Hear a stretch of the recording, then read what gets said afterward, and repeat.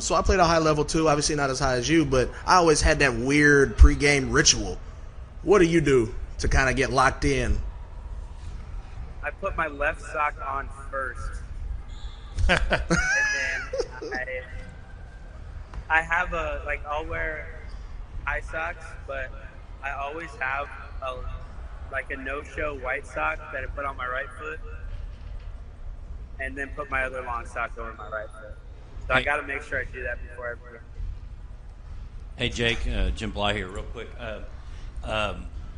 One thing, if you ever play golf at Kansas City Country Club, you can't wear no-shows. I know. You knew that already? I was more of an Indian Hills guy. Yeah, Indian Hills. And also, I can't hit it straight though. I play golf a few times this offseason. I can't hit it straight. So well, that's a baseball player problem. A fairway's a lot wider in baseball, isn't it? Yes, it is. That's fun. Exactly.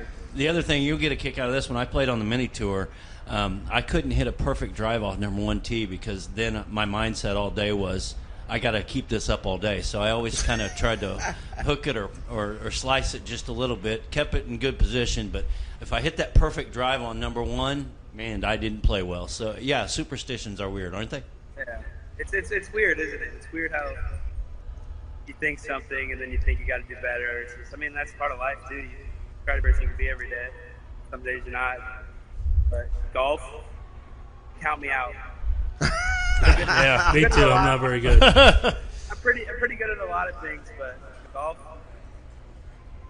Yeah. So Jake, it's about 2 but it's dead shank every time. So. Yeah. Well, we appreciate you taking some time out of your day and enjoy the Florida sun down there. Enjoy it for me, please. Thank you. Yeah. I'll Actually, try my best. Thank you, guys. Yeah, we'll have you back on. When you get up to Kansas City, let me know, and we'll go get some barbecue. Oh, yeah, good call. Only if we go to Rosedale. Yeah, we're down. I'm down. I'm down. All right. Well, Jake has joined us live from Florida, enjoying the sunny weather there. And we are going to take a quick break, and we'll be right back after this.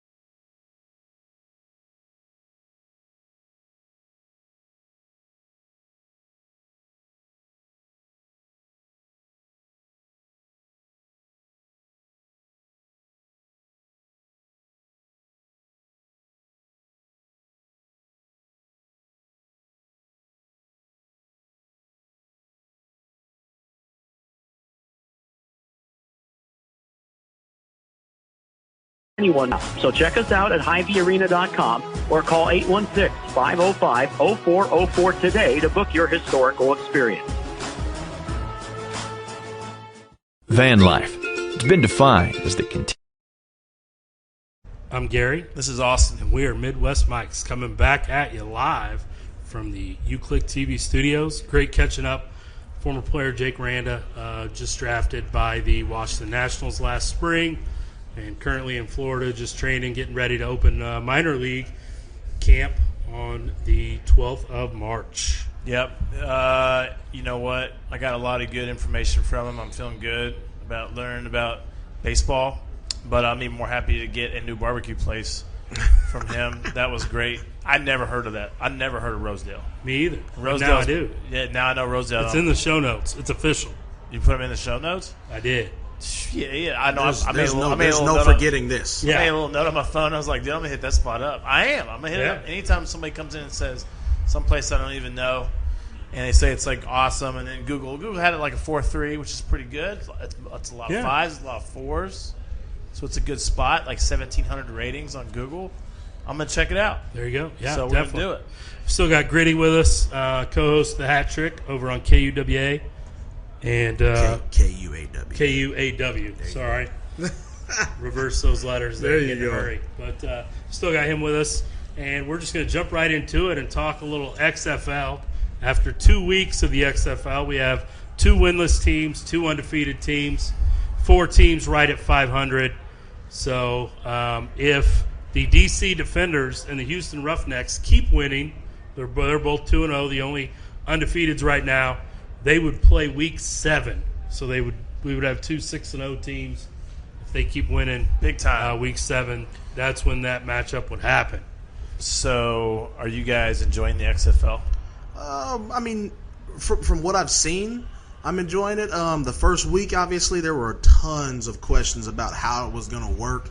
But I really like some of the things that they've implemented for player safety. The kickoff, as weird as it looks, it's safe. I mean, you don't get the 65-yard run up to hit the ball runner.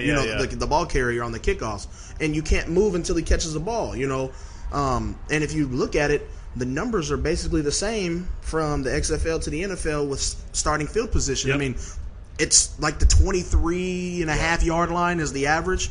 In the NFL, it's like the 25-yard line. So you're not really missing out on too much entertainment, if you want to say it that way, but it's way safer. The only other thing was the extra points. They don't kick. I think it's cool that you go from the 2, 5, and 10, and you can go for a 1, 2-point, or 3-point conversion. I think that's awesome. I think that's fantastic. I mean, kick the balls for the field goal, get you 3 points. But after scores, you're gonna see it as the season goes on and teams get comfortable with the playbooks. You're gonna start seeing teams gamble to take that extra 3 points because 3 points goes a long way in a football game. Yeah, and some people were kind of criticizing these first 2 weeks, saying that some games were low scoring and there was a lot of defense.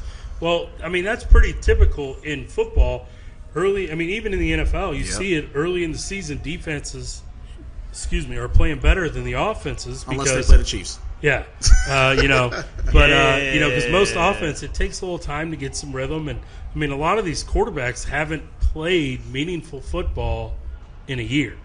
I mean, like you said at break, Landry Jones. When's the last time that he has taken a meaningful snap? I mean, Landry Jones, I'm a Dallas fan. That's my team. I said it before the year. I think they could win it all, but Landry Jones' quarterback play was not good this last weekend. I'm down with Dallas, so I bet him -4.5. They covered. Yeah, but they didn't cover until like fourth quarter, and Landry had some good scrambles and got it in. I actually think Dallas might be better off going with the backup dude they used the first week, but let him throw downfield a little bit, right? Yeah. I bet that's not the only thing Landry got in that night. Whoa. I mean, he had some seltzer after the game, remember? Oh, yeah. That's right. He got in that Bud Light hard seltzer. Austin, I will say this. You know what? That's another cool thing too, though. Is those guys shotgunning beers? Or seltzers or whatever after the game. That's awesome marketing. I mean, I think it's cool. Just seeing. You get the raw emotion. Yeah. Who was that? Matt McGloin calling out his coach on TV on the field.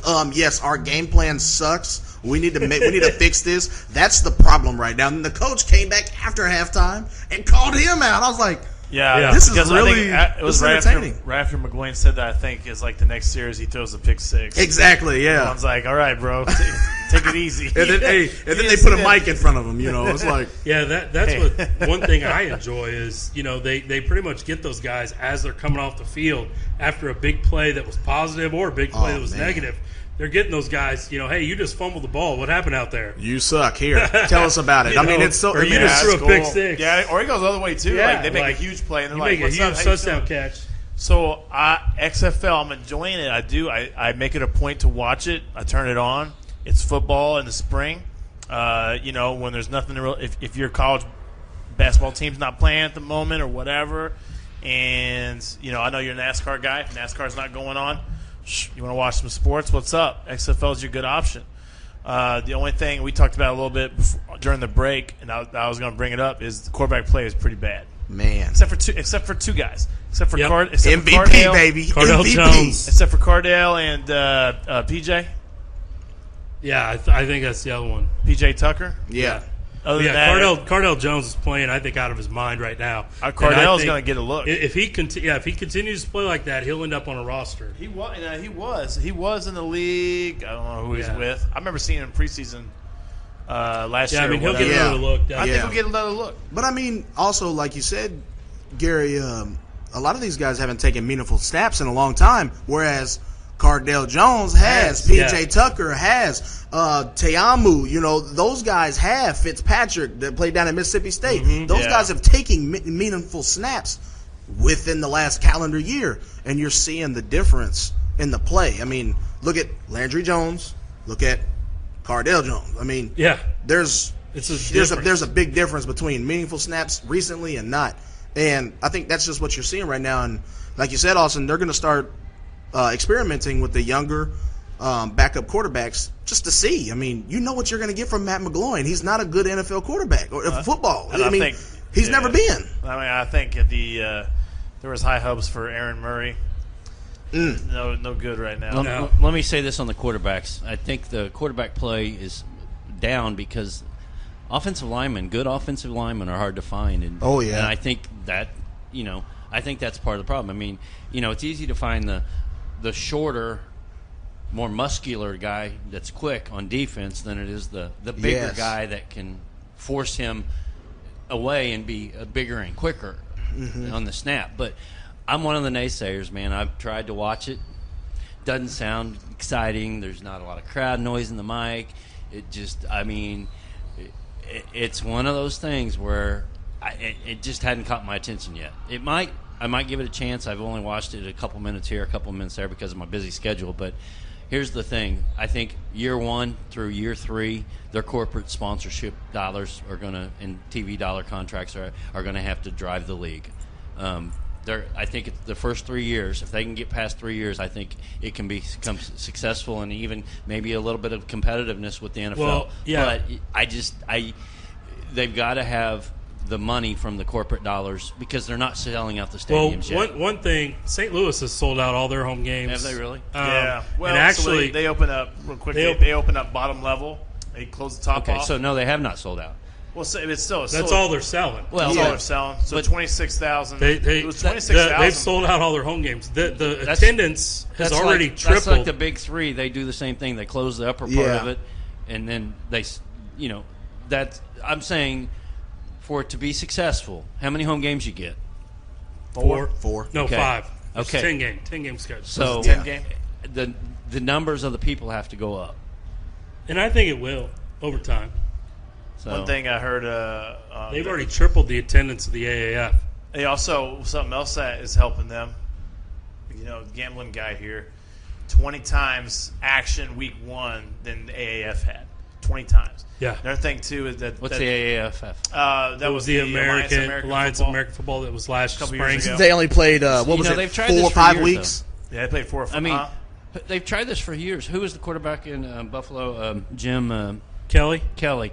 Started off in the...